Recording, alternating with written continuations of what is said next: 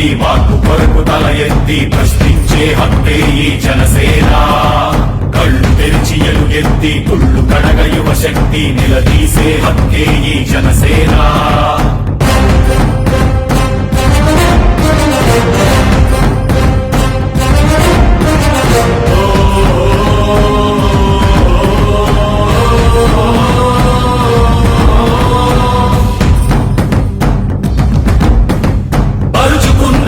కంచె తెచ్చడానికై ప్రజాస్వామ్య పరిరక్షణ చేయడానికై